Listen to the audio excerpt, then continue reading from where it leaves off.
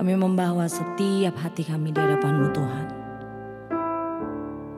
Menaikkan syukur kami atas kasih-Mu yang melimpah dalam setiap hidup kami. Terima kasih Yesus, terima kasih Yesus.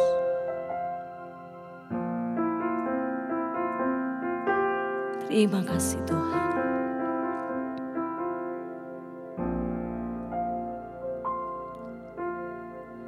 Telah kulihat bukti kasih-Mu, Kau menderita gantikanku. Dengan darah-Mu Kau selamatkanku.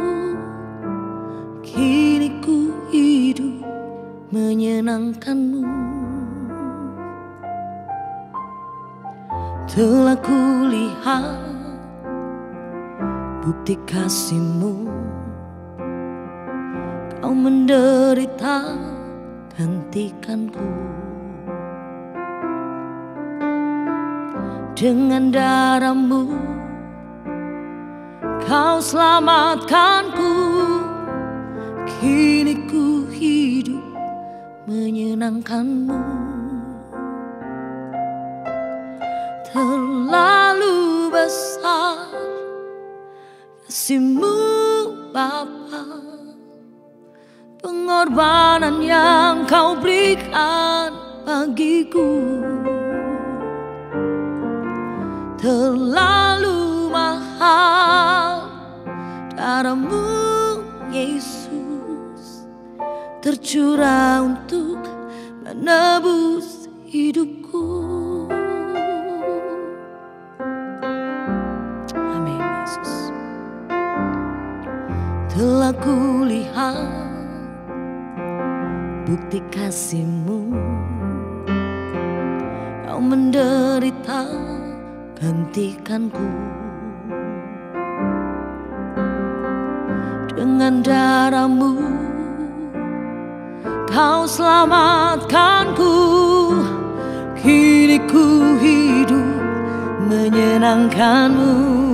Oh, terlalu besar kasih-Mu Bapa, pengorbanan yang Kau berikan bagiku. Terlalu mahal darah-Mu Yesus, tercurah untuk menebus hidupku. Oh, terlalu besar kasih-Mu Bapa, pengorbanan yang Kau berikan bagiku. Terlalu mahal darah-Mu Yesus, tercurah untuk menebus hidupku. Amin, amin Tuhan. Terlalu besar kasih-Mu Bapa, pengorbanan yang Kau berikan bagiku.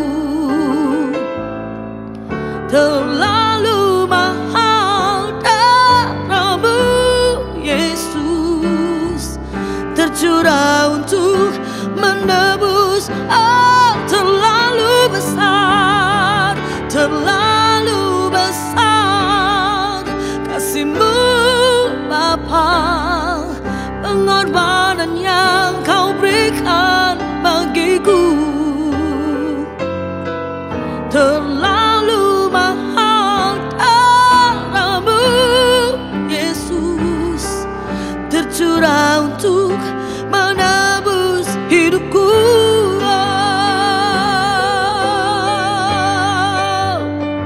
Sungguh kasih-Mu Tuhan,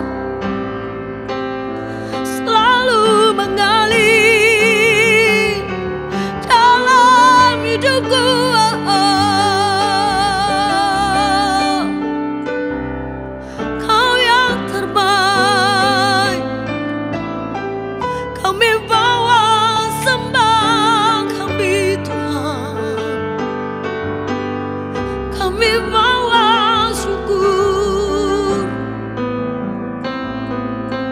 sungguh kami terkagum. Oh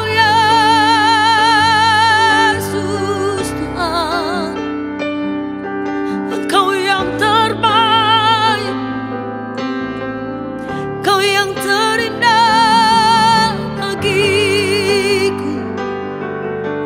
Shana Mayanan, oh,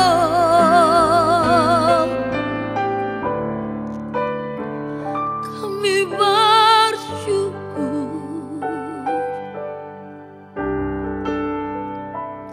kami bersyukur. Sungguh besar pengorbananmu bagiku, terlalu dalam untuk dimengerti. Sungguh besar, oh, sungguh indah yang kau pikirkan tentangku, tak terselami bagiku. Sungguh indah, sungguh besar pengorbananmu bagiku, terlalu dalam untuk dimengerti. Sungguh besar,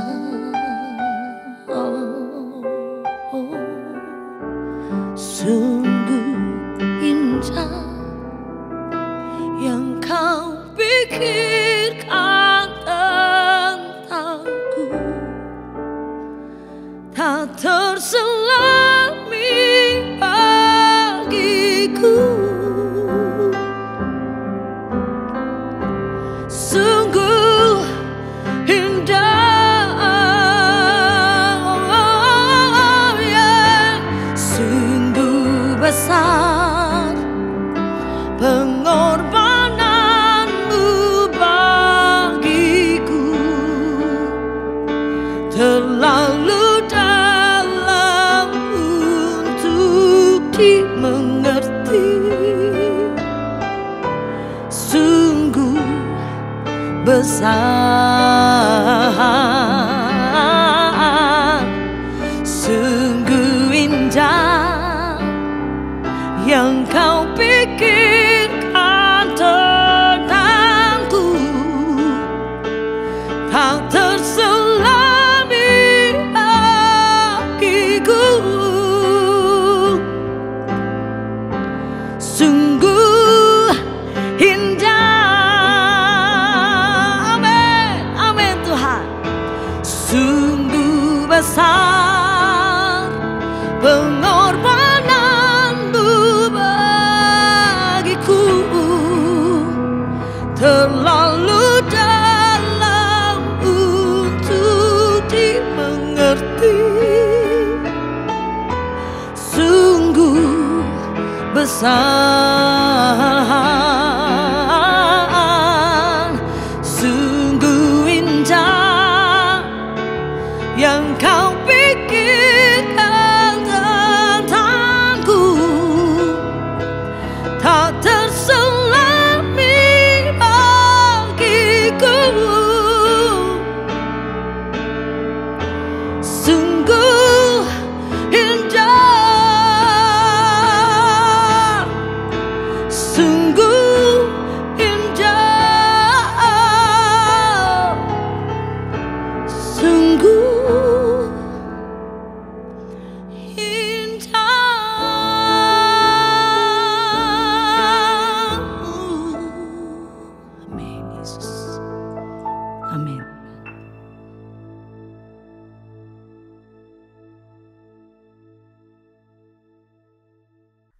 Shalom saudara-saudara yang terkasih, tidak terasa kita sudah ada di bulan yang baru lagi. Dan tema daripada bulan ini adalah tema yang look simple tapi sangat profound di dalam kebenarannya.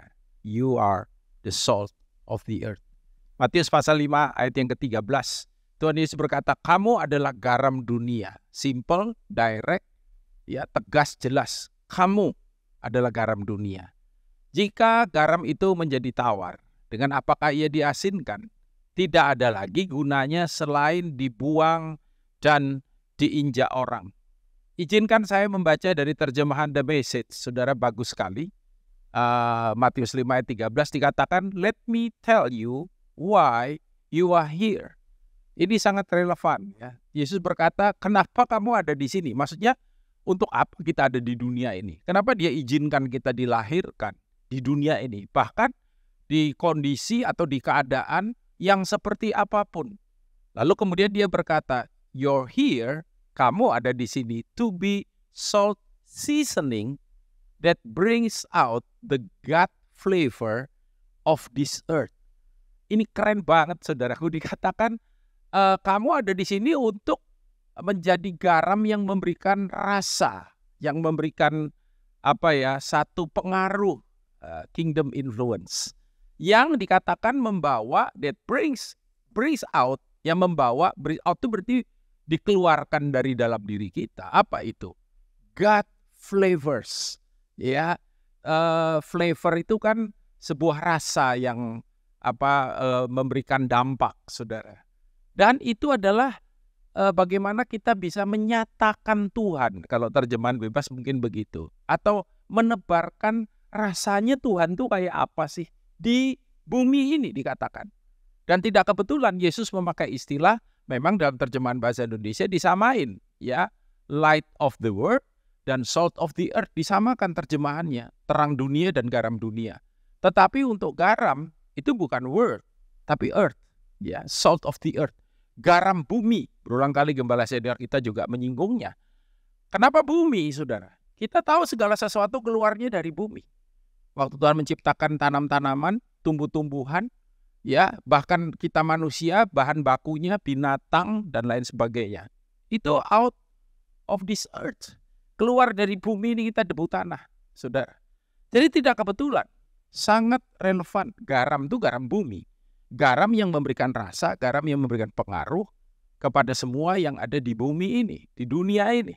Lalu dikatakan, baru kemudian dikatakan, if you lose your saltiness, kalau engkau kehilangan keasinanmu, how will people taste? Perhatikan itu. Bagaimana orang bisa merasakan apa? Keilahian, godliness.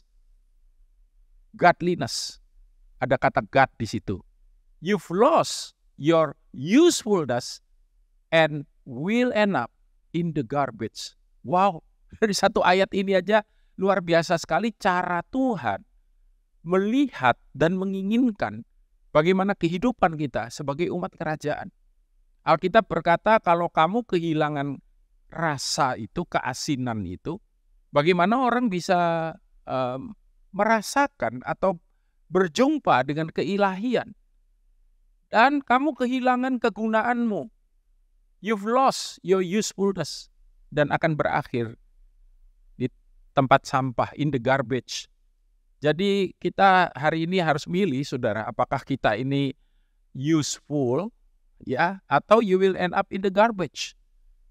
Nggak ada gunanya sama sekali. Dan Yesus menetapkan itu, menentukan itu. You are the salt of the earth. Kamu adalah garam dunia. Maksudnya gimana, Pak? Maksudnya ketika orang berjumpa dengan kita, mereka bisa rasain Tuhan. Ada ayat dalam kitab Mazmur berkata, kecaplah dan lihatlah betapa baiknya Tuhan itu. Number one yang ditaruh di situ adalah kecaplah. Mengecap itu merasakan, ngalami. Seperti orang kemudian ketika makan makanan yang enak, dia mengecap indera yang menyerap semua flavor yang ada di makanan itu.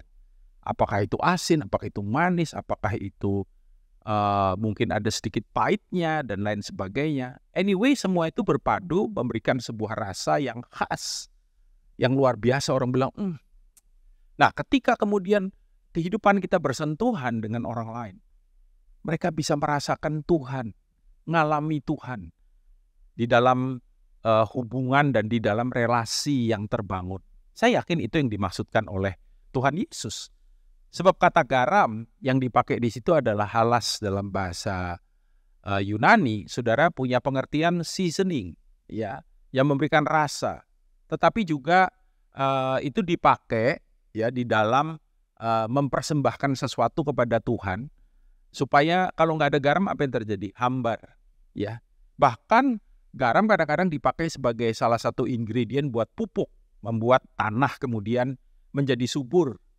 Lalu halas juga punya pengertian apa? Protects food from putrefaction, mencegah kebusukan sehingga bisa di-preserve, daging itu di-preserve supaya nggak busuk dan kemudian ya bisa cukup tahan lama untuk bisa tetap dipakai sebagai makanan. Even ada ayat yang mengatakan hendaklah perkataanmu, nanti kita lihat saudara, itu digarami.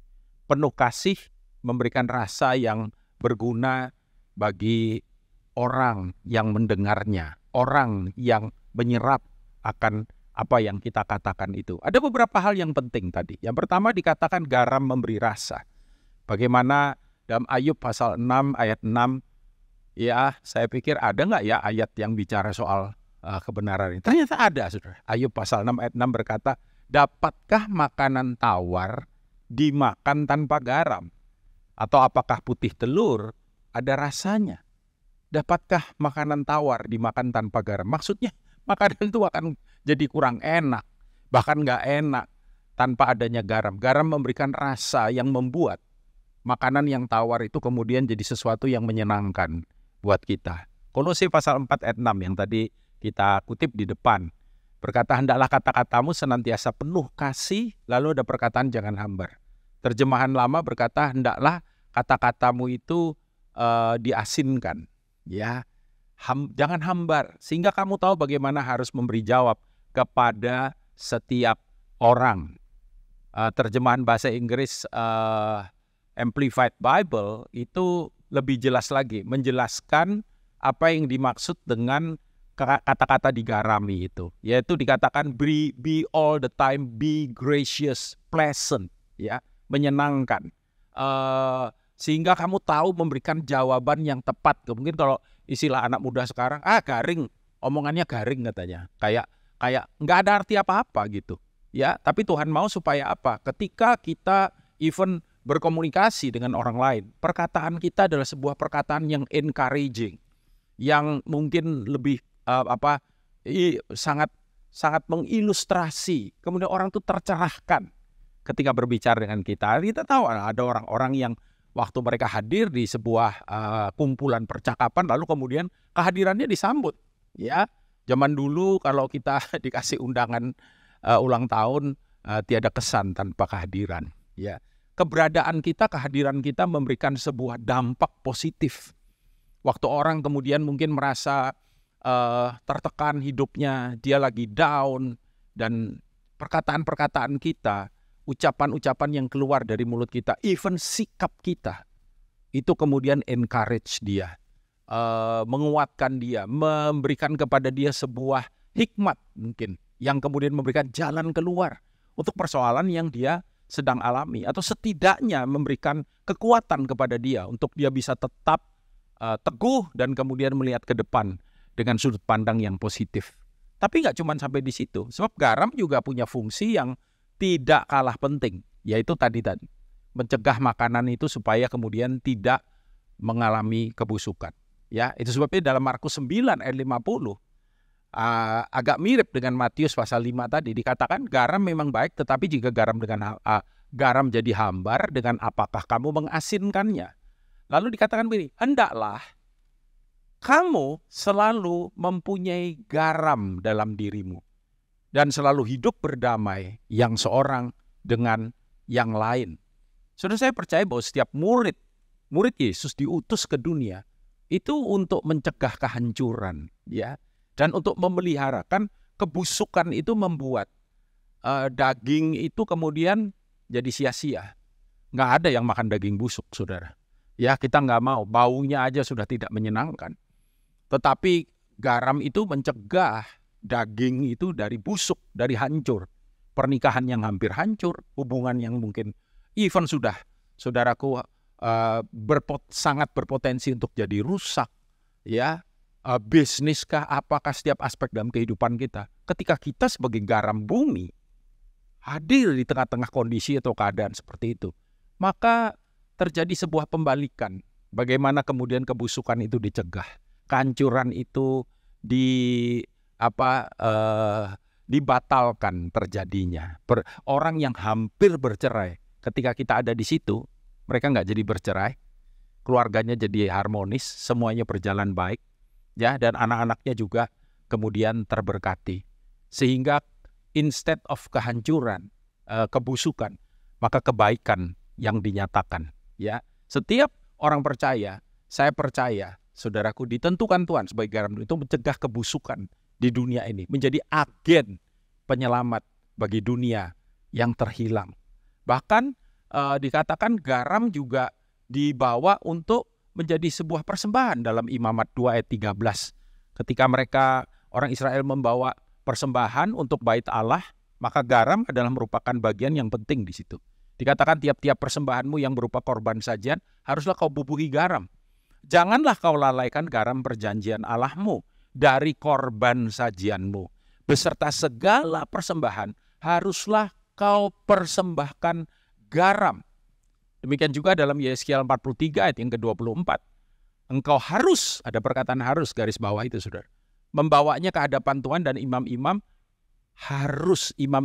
harus menaburkan garam ke atasnya dan mempersembahkannya sebagai korban bakaran bagi Tuhan. Bagaimana aplikasi dalam kehidupan kita? Sederhana aja. Kalau kita garam, berarti ya kehidupan kita adalah kehidupan yang dipersembahkan bagi Tuhan.